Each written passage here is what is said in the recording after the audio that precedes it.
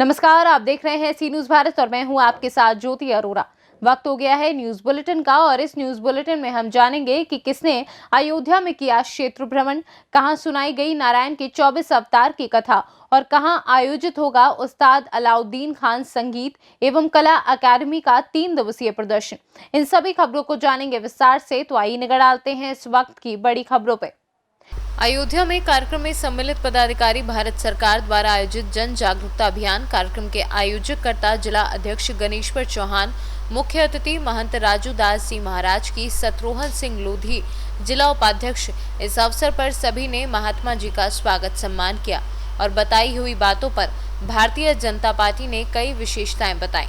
कहा, योगी सरकार में, प्रधानमंत्री की सरकार में राम जन्मभूमि का निर्माण हुआ, जो सबसे महत्वपूर्ण और देश हित, जनहित और सनातन धर्म की आस्था के प्रतीक प्रधानमंत्री मोदी को बहुत बहुत साधुवाद देना चाहेंगे। उनका ये संदेश है और लोगों को ये भी जागरूक किया कि कोविड-19 का पालन करें और लोगों ने महाराज जी का भव्य स्वागत एवं आशीर्वाद प्राप्त किया। अयोध्या से सी न्यूज संवाददाता अजय कुमार सिंह की रिपोर्ट। पूरा मामला तिंदवारी थाना क्षेत्र के अंतर्गत ग्राम पंचायत परसौंडा गांव का है, जहां पर स्थित प्राचीन सिद्ध श्री हनुमान मंदिर में चल रही 7 दिवसीय श्रीमद् भागवत कथा का समापन ज्ञान महायज्ञ का हुआ शुभारंभ, जिसमें श्रीमद् भागवत कथा की दूसरे दिन रामधाम आश्रम शिवरामपुर जिला चित्रकूट उत्तर प्रदेश निवासी राष्ट्रीय संत स्वामी कमलदास जी महाराज ने दूसरे दिन की भागवत कथा में सुखदेव जन्म नारायण के 24 अवतार की कथा सुनाई। वहीं भागवत कथा के पूर्व श्रीमद् भागवत कथा के मुख्य यजमान परसौंडा निवासी रिपुसूदन मिश्रा, मंदिर के महंत बंसीवाला बाबा के नेतृत्व में श्रीमद् भागवत कथा परसौंडा के श्री हनुमान मंदिर में भागवत कथा के व्यवस्थापक ज्ञानचंद्र मिश्रा ने बताया कि यह बहुत ही पुराना हनुमान जी का मंदिर है। यहाँ पर जो भी सच्चे दिल से मांगता है उनकी मुरादें पूरी होती हैं। क्या नाम है स्वामी जी आपका? हमारा नाम बंसी बाबा। अच्छा, बंसी बाबा जी, कितने वर्षों से यहाँ पर आप कार्य कर रहे हैं मंदिर में? यहाँ हमको कम से कम 20 साल हो गए हैं। अच्छा, मंदिर के बारे में कुछ बताइए, मंदिर कितना पुराना है? अभी को मालूम है, बहुत पुराना मंदिर है। अच्छा, यहाँ पे कौन कौन सी मूर्तियाँ हैं? यहाँ जो है बजरंग लाल के है, देवी शेरा वाली है, राम लक्ष्मण सीता विष्णु लक्ष्मी राधा के, गुरुदेव के। यहाँ पर क्या हो रहा है? भागवत कथा के अनुसार क्या हो रहा है यहाँ पर? आज कौन सा दिन है? आज रविवार है। दूसरा दिन है क्या? हाँ, अच्छा, दूसरा दिन है भागवत को होने का। कहाँ से संत जी आए हैं यहाँ पर भागवत कथा सुनाने? श्रीरामपुर चित्रकूट। अच्छा, ये जो है लहना बाबा और हमारे कमलदास महाराज जी, ये बापू जी बड़े सुंदर कथा को सुनाते हैं। क्या नाम है चाचा आपका? मेरा ज्ञान प्रकाश मिश्रा है। अच्छा चाचा जी, किस प्रकार का कार्यक्रम यहाँ पर हो रहा है मंदिर में? यहाँ मंदिर ग्रामवासियों ने सलाह की कि यहाँ भागवत हो जाए, वही भागवत हो रही है महाराज की। कितनी दिवसीय भागवत कथा हो रही है यहाँ पर? ये दूसरा दिन है आज। अच्छा, किस स्थान पे हो रही है? क्या नाम है स्थान का? बजरंगबली का स्थान है जी, और बहुत पुराना स्थान है, वहीं हो रही है। कहाँ से आए हुए हैं जो व्यास हैं? ये सुरामपुर के हैं और लैना बाबा चित्रकूट के रहने वाले। स्वामी जी, क्या परिचय है आपका? मेरा परिचय जी मेरा परिचय तो ऐसे कमलदास बापू के नाम से जाना जाता हूँ जी। और यहाँ स्वामी कमलदास जी के नाम से स्वामी जी, आज किस जगह आपकी भागवत कथा का आरंभ हो रहा है? मेरी कथा हो रही है बांदा जिला ब्लॉक तिंदवारी ग्राम पंचायत परसौड़ा जी, हनुमान मंदिर में। जी। आज कौन सा दिवस थे? आज दूसरा दिन है कथा का, श्रीमद् भागवत कथा का। जी, आज की कथा है सुखदेव जन्म और नारायण के 24 अवतारों की कथा सुनाऊंगा आज। जी। कहते हैं स्वामी जी, आपको हस्तरेखा का बहुत ज्ञान है, इस संबंध में क्या बताएंगे? नहीं, ये तो अथाह ज्ञान तो किसी का नहीं होता, क्योंकि हर चीज़ का मंथन होता है। और भगवान शंकर ने कहा भी है रामचरितमानस में कि ज्ञानी मूढ़ न कोई, ऐ पार्वती न कोई संसार में ज्ञानी है न मूर्ख है। जब परमात्मा रघुवीर माने परमात्मा कृपा हो जाती है तो वो टाइम पे ज्ञानी हो जाता, मूर्ख हो जाता है। जी।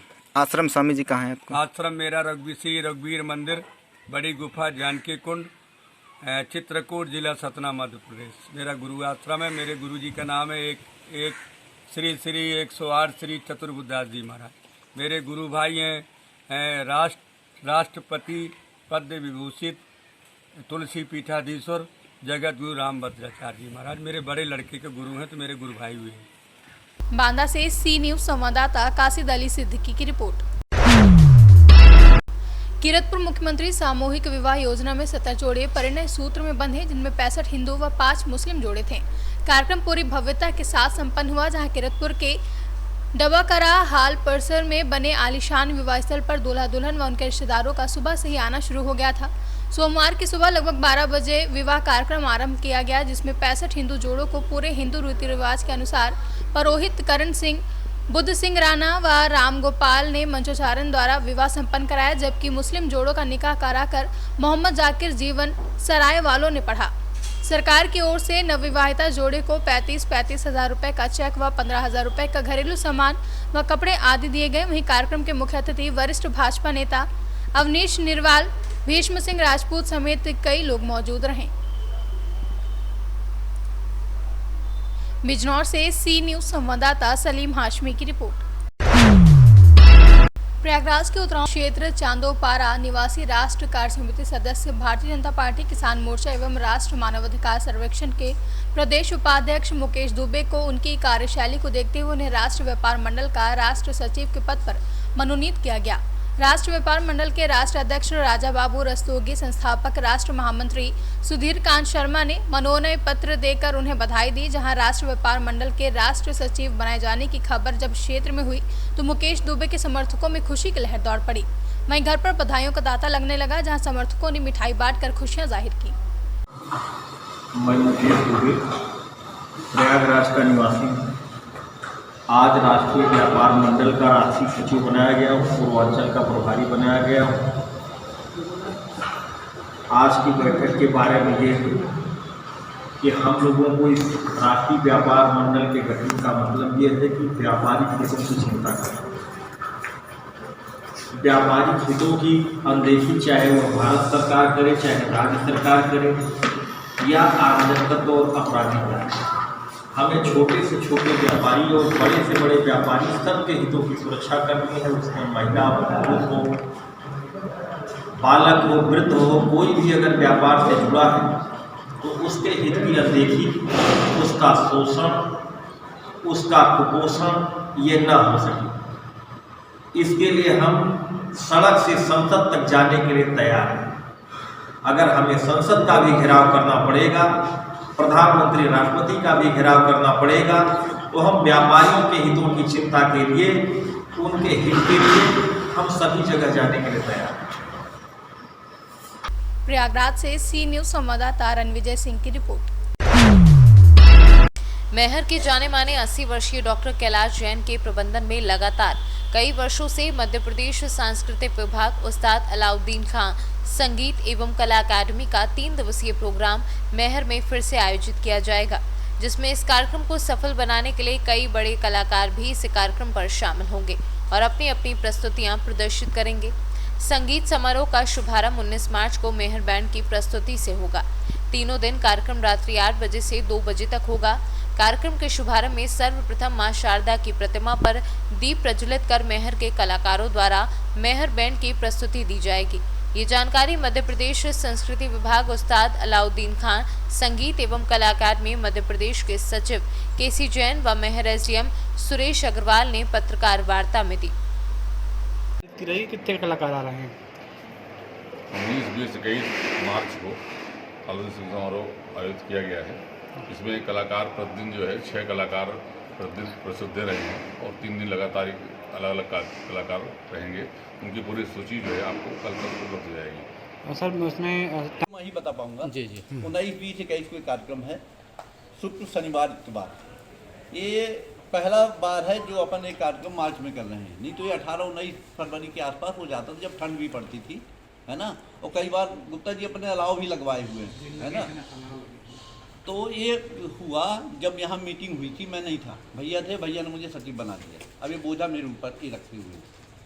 खैर मुझे पूरा विश्वास है आप सब लोग साथ में रहोगे तो मुझे कोई दिक्कत नहीं आने वाली, और मुझे अच्छा भी लगता है।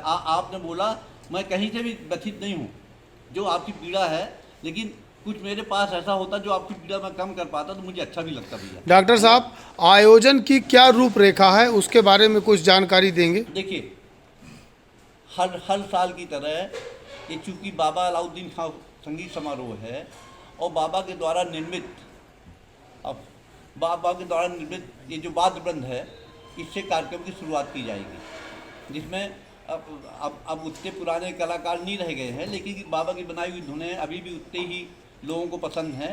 वो जो बाहर वाले कलाकार आएंगे वो नल तरंग देखना चाहते हैं। नल तरंग भैया है क्या, हारमोनियम तबला बांसुरी तो सब देख लिया, जब नल तरंग आता है तो लोगों को लगता है भाई बजी कब है, ये बजी कब है, क्योंकि पहले आलाप होता है तो उसका नंबर 5-7 मिनट बाद आता है। जब नल तरंग बजता है तो उसका अलग ही वो होता है। तो सबसे पहले मैहर वाद्य वृंद, उसके बाद उस्ताद शाहिद परवेज। पूरे हिंदुस्तान में दो उस्ताद हैं सितार में, इनसे पूछ लीजिए, नीलाद्री कुमार और शाहिद परवेज। शाहिद परवेज को अपन ने बुलाया है। ये चूँकि ऊटी में दूसरे दिन का कार्यक्रम है तो रात को 12 बजे इनको छुट्टी करके इलाहाबाद वहाँ लखनऊ भेजना पड़ेगा और वो प्लेन से फिर उनका ऊटी चले जाएगा। मैहर बैंड में कौन कौन कलाकार स्टार्टिंग में रहेंगे, इसके विषय में थोड़ा जानकारी। देखिए मांटू बताओ आप। एक तो उत्तम पांडे जी हैं जी। मैहर बैंड एक्चुअल में क्या है कि पहले तो करीब 14 आर्टिस्ट हुआ करते थे और सतना से सी न्यूज़ संवाददाता कुलदीप द्विवेदी की रिपोर्ट। अमरोहा जिले में शिया वक्फ बोर्ड के पूर्व चेयरमैन वसीम रिजवी द्वारा कुरान मजीद की कुछ आयतों को लेकर जनहित याचिका दाखिल करने और उनके बयान के वीडियो वायरल होने पर अमरोहा के मुस्लिम समुदाय ने भारी नाराजगी जताई है। जहां जुमा ने असगरी हजरत शाह विलायत एजुकेशनल ग्रुप, शिया सुन्नी इत्तेहाद कमेटी, मातमी दस्तों व उलमाओं ने वसीम रिजवी की गिरफ्तारी और सख्त से सख्त सजा दिलाने की बात कही है। दिगार ने अपने कलाम की हिफाजत का खुद जिम्मा लिया है और कलाम पाक में इसका जिक्र है कि हम इसकी हिफाजत करेंगे। लेकिन वसीम रिजवी वो शख्स है जिसने उस कलाम पाक को ये समझता है कि इसकी आयतें हटा दी जाएं या कुछ भी इसमें चेंज कर दिया जाए, जो हरगिज़ अल्लाह को उसनूदी के ख़िलाफ़ है। और इसका हश्र नश्र यजीद के साथ ही होना तय है, इसलिए कि वो शख्सियतें भी गुजरी हैं जिन्होंने कलामुल्लाह की इज्जत नहीं की और उनका जो हश्र हुआ है वही इसका भी हश्र होगा इंशाअल्लाह। अमरोहा से सी न्यूज़ संवाददाता गौरव श्रीमाली की रिपोर्ट। जनपद बदायूं के थाना मूसाझाक क्षेत्र के गांव हसनपुर में एक सड़ी गली लाश मिली, जिसकी आज परिजनों द्वारा शिनाख्त की गई है। दातागंज कोतवाली क्षेत्र के धरेली गांव के रहने वाले सुरेंद्र पुत्र राम प्रकाश उम्र 24 वर्ष, सुरेंद्र का छोटा भाई व पिता, तीनों लोग ई रिक्शा चलाकर घर चलाते थे। जहां 8 मार्च के लिए सुरेंद्र रोजाना की तरह घर से ई रिक्शा चलाने के लिए गया था, लेकिन शाम को वह घर नहीं आया। जब घर नहीं आया तो परिजनों ने खोजबीन शुरू की और दूसरे दिन दातागंज कोतवाली में जाकर सुरेंद्र के गुम होने की तहरीर दी, जिसकी कोई जानकारी नहीं मिली। वहीं मूसाझाक थाना क्षेत्र के गांव हसनपुर में जब एक शव बरामद हुआ तो पुलिस ने इसकी जानकारी परिवार को दी। आपके लड़के की ये मौत हुई, कैसे हुई, क्या मामला? हमारा लड़का टीवी चलाता था और टीवी चलाते जाते किसने देखा, किसने नहीं देखा। उसके बाद रात हो गया था, वो शाम को घर जब नहीं लौटा तब मैंने खोजबीन की। खोजबीन की जब नहीं बता तो मैंने सूचना दी थी पुलिस को सूचना दी। पुलिस ने कुछ नहीं सुनी और आज 7 दिन हो गए और आज मेरा लड़का हसनपुर कल मिला था तो यार हम लोग डेड बॉडी आई थी तब मैं देखने आया था तो ये लेकर पहचान कर लिया। इसके पास मोबाइल भी है, आधार कार्ड भी है, रिश्ता कार्ड। रिपोर्ट आपने दर्ज कराई है क्या पुलिस में अपनी? हाँ जी कराई थी। बदायूं से सी न्यूज़ संवाददाता राजकुमार सिंह की रिपोर्ट। चतरा जिले में स्वास्थ्य विभाग की बड़ी लापरवाही उजागर हुई, जहां झाड़ियों में फेंकी मिली हजारों रुपए की जीवन रक्षक एक्सपायरी दवाइयां। कुंदा थाना क्षेत्र अंतर्गत कस्तूरबा विद्यालय के समीप झाड़ियों में दवाइयां मिली हैं, जहां सरकारी एक्सपायरी दवाइयों के झाड़ियों में मिलने के बाद स्वास्थ्य व्यवस्था पर गंभीर सवाल उठ रहे हैं। कस्तूरबा विद्यालय के समीप कुंदा में जो आपका केंद्र जो है उसमें भारी मात्रा में वहाँ दवाई बिका हुआ है, जिसमें है एल्बेनाजोल है, एरेमसीसी है, मालायन है और ओरेस है। कई प्रकार की दवा है जो पब्लिक में बंटना चाहिए और डॉक्टर इसका मतलब इलाज नहीं करते होंगे और दवा एक्सपायर करता है, बिक देते हैं। इससे सरकार की संपत्ति का नुकसान किया जा रहा है, पब्लिक प्रॉपर्टी के भी नुकसान किया जा रहा है और कुंदा तो झोला छाप के डॉक्टर के भरोसे ही चलता है। ये दवा है से हॉस्पिटल से लगभग 500 मीटर की ही दूरी में बिका गया है। और चतरा से सी न्यूज संवाददाता शाफात अली की रिपोर्ट। चतरा जिले में किसानों ने कड़ी मेहनत कर बड़े अरमानों से खेती में फसलें लगाई थी, लेकिन अचानक आई बेमौसम बरसात और ओलावृष्टि ने चतरा जिला मुख्यालय समेत विभिन्न प्रखंडों में भारी तबाही मचा दी है। जोरदार बारिश से जहां जनजीवन अस्त व्यस्त हो गया है, वहीं ओलावृष्टि से किसानों के खेतों में लगी अरहर, गेहूं, चना और सरसों की फसलें पूरी तरीके से बर्बाद हो गई हैं। ऊपर वाले की आपदा से किसानों के अरमानों पर पानी फिर गया है, जहां किसान दर दर भटकने को मजबूर हैं। बखल पानी से हम लोग का गेहूं हो गया, अरहर हो गया, चना हो गया, सरसों हो गया, सब नष्ट हो गया। अब हम लोग का भूखमरिया हो गया।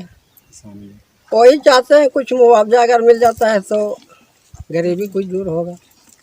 सिक्किस में कम से कम 500 घर सुप रही हैं।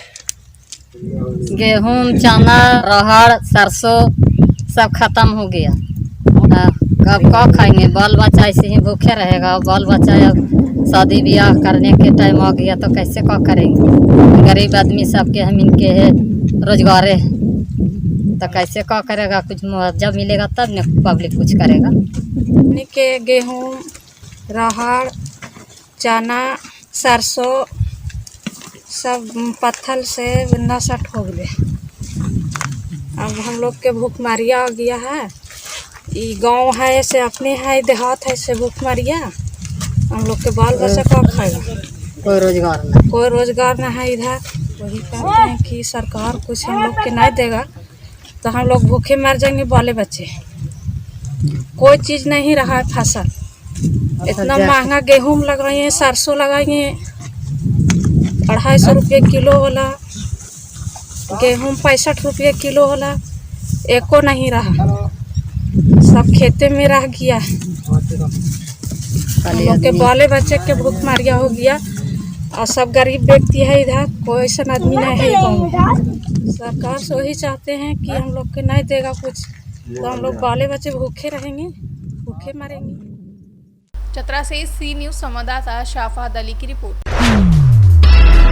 उत्तर प्रदेश श्रमजीवी पत्रकार यूनियन की एक आवश्यक बैठक अध्यक्ष प्रेम त्रिपाठी की अध्यक्षता में सिविल लाइन स्थित शौर्य रेजेंसी में संपन्न हुई, जहां बैठक में यूनियन को मजबूत बनाने तथा पत्रकारों पर हो रहे पुलिस उत्पीड़न पर चिंता व्यक्त करते हुए पत्रकार हितों पर चर्चा हुई। बैठक को संबोधित करते हुए अध्यक्ष प्रेम त्रिपाठी ने कहा कि आए दिन प्रदेश में हो रहे पत्रकारों का उत्पीड़न बर्दाश्त नहीं किया जाएगा। इसके लिए आर पार की लड़ाई लड़ी जाएगी। साथ ही उन्होंने कहा कि जिले में संगठन के पदाधिकारियों के साथ दुर्व्यवहार के साथ फर्जी मुकदमे में फंसाने की धमकी दी जा रही है। संगठन इसे कतई बर्दाश्त नहीं करेगा।